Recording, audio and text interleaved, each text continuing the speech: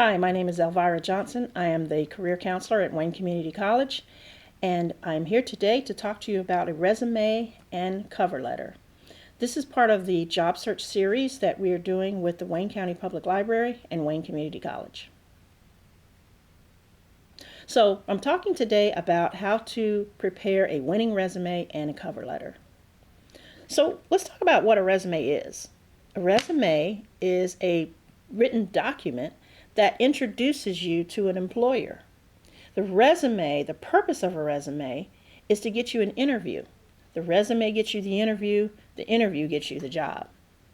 So that's like a hurdle that you have to get over. There are two hurdles that you have to get over for a successful job search: the resume hurdle and then the interview hurdle. But we'll talk about that a little bit later. So there's 4 keys to a winning resume. They are keywords, formatting, skills, and it needs to be error-free. So I'm going to talk a little bit more about these 4 keys as I go through the different parts of the resume and how they can be woven in to really produce a winning resume. Let me give you a few facts first, though, about resumes. Only about 2% of the people who turn in a resume get an interview. So when you're preparing your resume, you should always be thinking, what's going to make my resume stand out? Or even more importantly, what can make the employer not choose my resume? So keep that in mind. There's over 80% of jobs that are filled every day that aren't even posted. But that doesn't mean you don't need a resume for them. As word of mouth is the most effective way of finding a job, but employers are still going to want to see a resume because that lets them see that's their introduction to you. And as it is right now, for every job that is posted, 50 to 75 people apply for each job. So it's real competition. So you really need to put your best foot forward when you're doing a resume. So let's talk some about the different parts of a resume. Okay, the first one is your personal information. You know, name, address, phone number, email, address.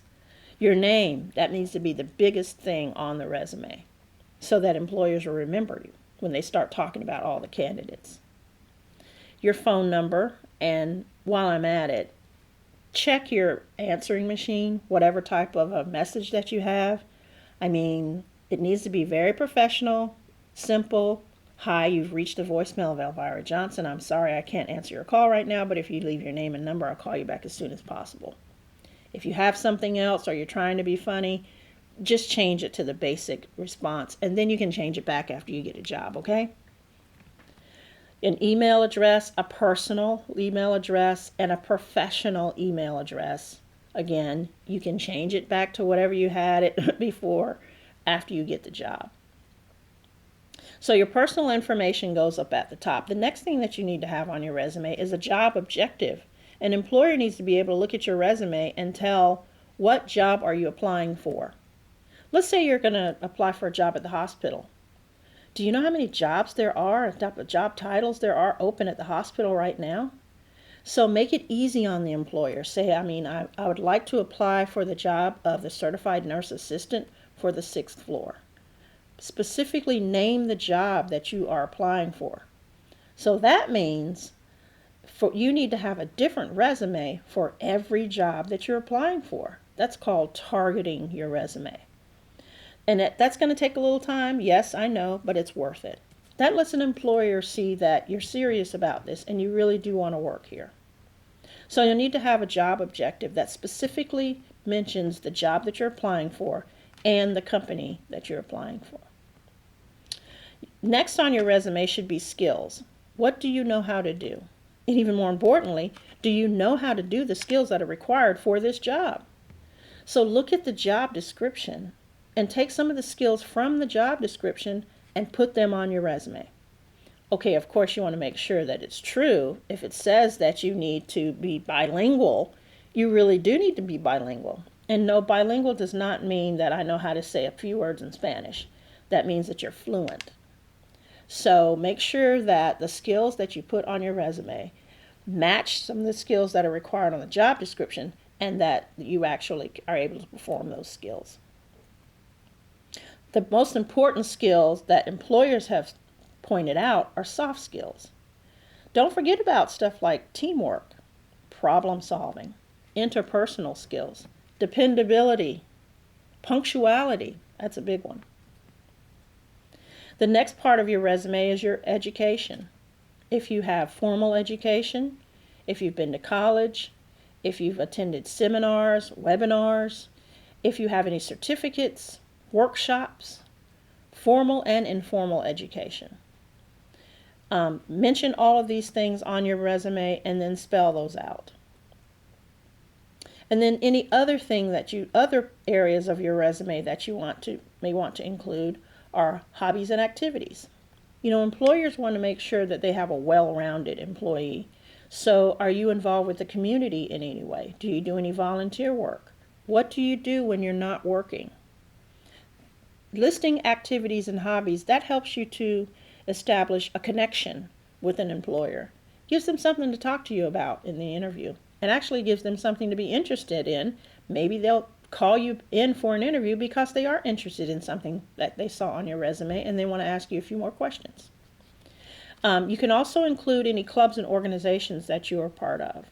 Again, employers want their employees to be well-rounded and to be involved in the community.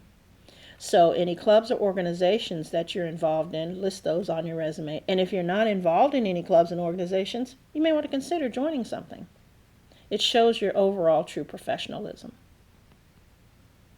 Now, those 4 keys that I mentioned, the keywords, infuse some of those keywords in, like when you're listing the skills that you have. Like I said, make sure you list some of those skills that are actually on the job description.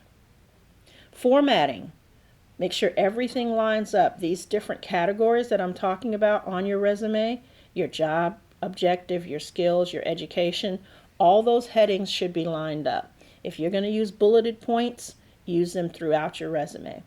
Everything needs to line up. An employer, on average, they only look at a resume for less than 10 seconds. Give them a reason to continue to look at yours. And even more so, don't give them a reason to just go ahead and glance at yours and put it off to the side. The skills that I mentioned as far as being one of the 4 keys, mention those skills in just more than once. You can't mention the different skills enough. The worst thing that can happen to an employer is that they hire someone and then they realize they can't do the job. So as many skills as you can get from the job objective, the job description, the duties of the job, include those on your resume. And most importantly, your resume needs to be error-free. No misspell words. An employer, they only need to see one mistake on your resume to disqualify you. There are so many potential employees that would make great employees, but they never get hired because of their resume. So don't make yourself one of those victims. In the end, make sure you have someone to proofread your resume. I myself think I would do a great job filling out a resume for myself, but I still make sure I have someone to proofread it. Now, let's talk a little bit about cover letter. Do you even really need a cover letter? Well, if you want to stand apart from the other job applicants, yes, you do. A cover letter lets an employer know that I'm really serious about this job and I really am willing to go the extra mile to get this job. So a cover letter has a basic format. There's 3 paragraphs. Paragraph 1 is, why are you writing this letter? I'm writing this letter to apply for the career services position at Wayne Community College. Spell it out. Paragraph number 2, what is it that you have to offer?